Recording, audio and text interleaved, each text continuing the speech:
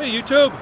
Well, I made it to Utah and at my son's place, gonna do some maintenance on the bus. Gonna get my son to help me, and a new heater going in. I got some other upgrades to do, change the radiator hoses, so let's get to it. Ah!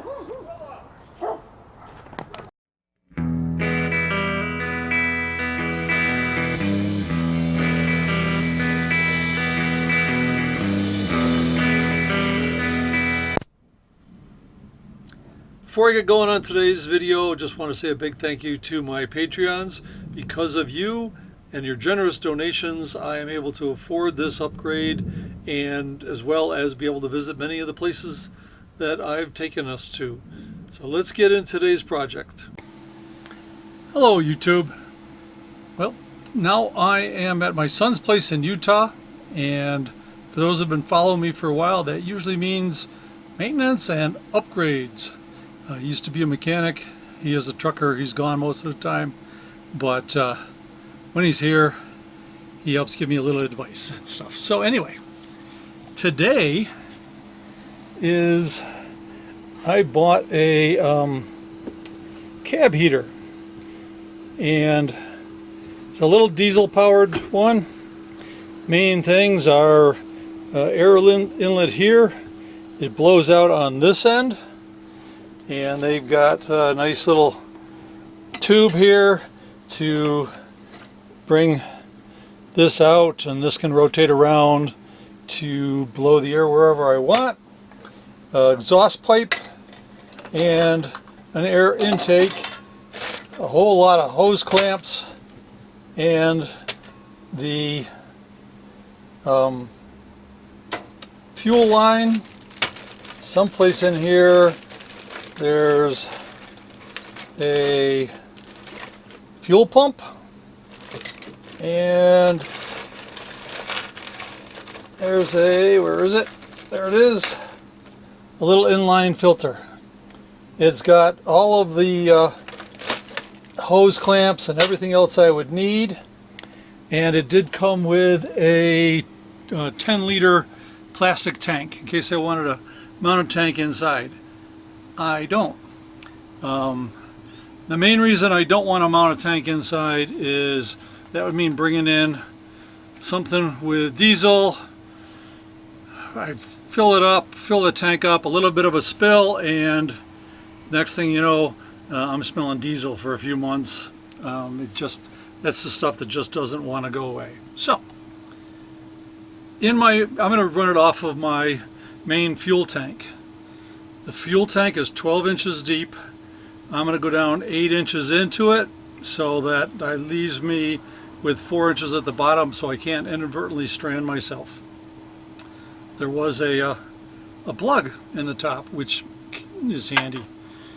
So what I'm doing is putting together this little feed pickup. It's a piece of brake line into a fitting that will fit into this adapter, which is the same size as that, and then out the top I've got this little barbed connection, which this hose can go onto, or at least a part of it, and then it hooks into the fuel line like that. So I got to put that together. However, when they make these, I don't know if you can see it, the thread does not go all the way through. So what I'm going to do is I bought a tap, and I'm going to tap from the other end and put that in, and then just to be sure none of this falls apart in the tank, I'm going to also there's a boatload of wire that I got to figure out what gets plugged into who and where. And of course, the instructions. This being a Chinese unit means that the instructions are translated from Chinese, so it can get a little interesting. So let me show you where I want. Well, my original thought was to put it under here, under the oven. However, That means it would be blowing hot air right straight at the refrigerator, which would just make the refrigerator work harder, and that's not the goal here. So I'm going to put it over here. Get rid of find a new spot for the cat food. I've got lots of space under here. This was when I did the refrigerator, I left this space. I'm going to put a shelf in here, mount the heater down there, and that gives me, the wiring is on this side of the bus as well as the fuel tank, so it does make things a little bit easier. I am going to partition this off. I'm going to put the heater over there, a shelf with a divider so that there's a place for the air to get in and out for the refrigerator. And I'm not going to take it all the way back because I need it to be able to suck air in for the back of the heater. So let me get all this cleaned out of here, and then we will get to figuring exactly where it's going to go.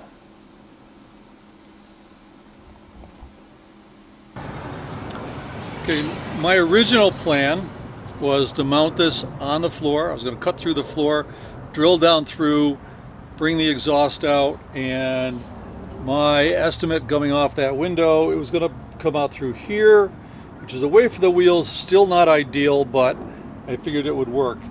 I did cut a hole in the floor, down through the foam, drill the pilot hole, and it turns out I'm right here, dead center over the top of the wheels.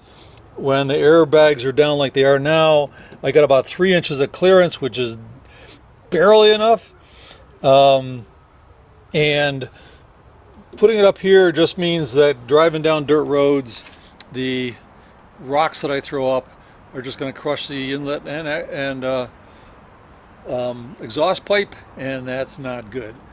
So because the compartment I'm putting it in is 26 inches high, rather than have it down here at floor level, I'm going to raise it up to the top and bring the exhaust out through here. Floor's in here, it's away from the rocks. I just got to figure out how I'm going to want to do it and how far out I want the exhaust, because I don't really want it sticking out too far. I have a habit of walking close to things and catching my arms on sharp things and hot things. So anyway, that's basically drop back a few yards and punt, and I'll get going on this. So as I mentioned outside, I cut the hole in the floor, drilled the pilot hole. It was right over the top of the wheels. So mounting it down here on the floor and having it put the hot air out here at the bottom is out of the question. This is right next to my bed, which is nice. Means I'll be nice and warm, which is the main idea. So this is the other option. Is I built a shelf. It didn't have to be all the way around. I want airflow around this, and I left room in the back. There is an opening in the back where air can come down through, and I'm going to make it so it come this way also. I am going to put a solid piece across here with the opening. There's an opening I can adjust where I want the air to flow.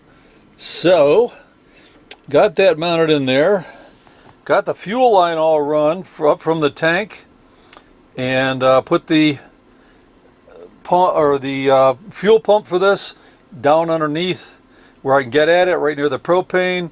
Put the fuel filter right at the this is gonna look spooky, right at the where it comes out of the fuel tank. I figure that way catch any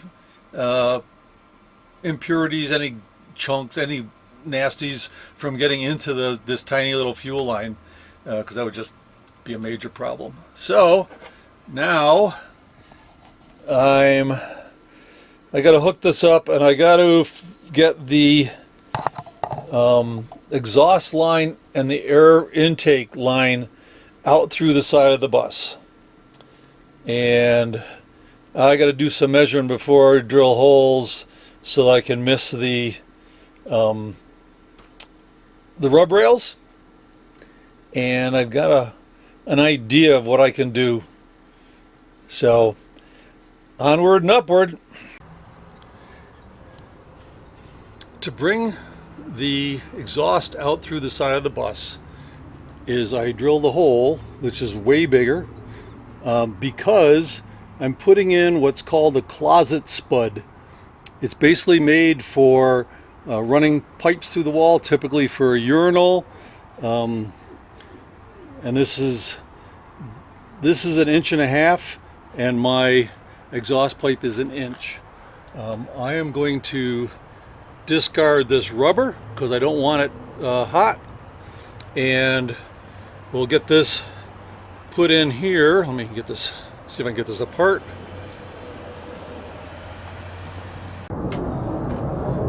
So this is going to go in here like that, and I can put the nut on from the inside and run the pipe out through this. What I'm going to do is fill around this with, then actually a little bit of it on the back here, with a fire blocking caulk. The one I got is a latex based. It stays a little bit more flexible. So the other kind is a little bit more, it dries harder, and when I've used it before, it tended to flake off. They do make a fire blocking foam that I may pick up a can and spray it around inside of the wall. The whole inside where the wood is way bigger than the pipe coming through, because it's the same size as this. So let me see if I can figure out how to get this on without help. It ought to be interesting. Worst comes to worst, I'll wait for my son to get here, and one of us on the inside, one on the outside. If you can see that pink stuff in the back, that's a fire break foam. So I foamed around inside the wall, around where the exhaust pipe goes out through, and I was able to fire this thing up last night, or yesterday. It took a while to get the fuel through the 10 feet or so of hose or a fuel line, but once it did, it kept the bus nice and warm. I had it set on high during the evening, and it was 69 in here, which is a comfortable temperature.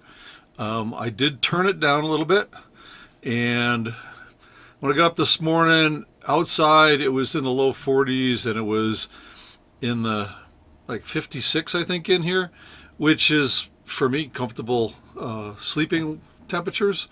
And sun came up, so I opened the windows. Sun coming in warms this up just like it's a greenhouse basically. So today is going to be finishing up on this, and I've got to put this vent in. I'm gonna enclose it, you know, put a base on, because I'm gonna put the laundry basket underneath it. I don't want the any of my laundry touching the hot exhaust pipe, so I'm just going to protect it that way, and I'm going to put a faceplate on with this vent mounted in it. This does turn, so I can direct the heat back towards the bed or up towards the front or floor or wherever I want.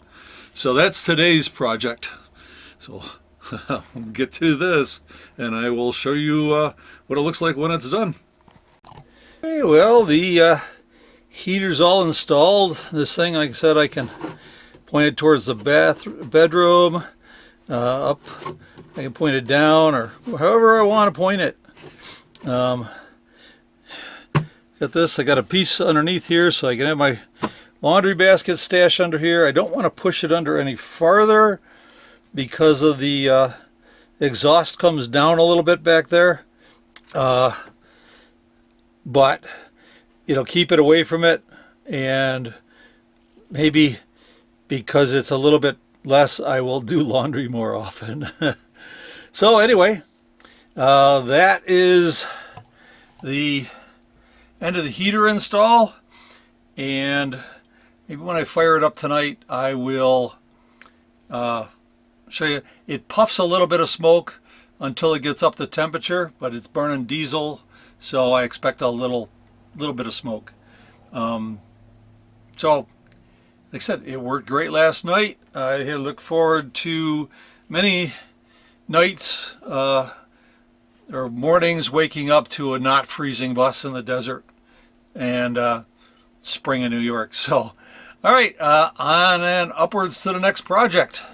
See you later.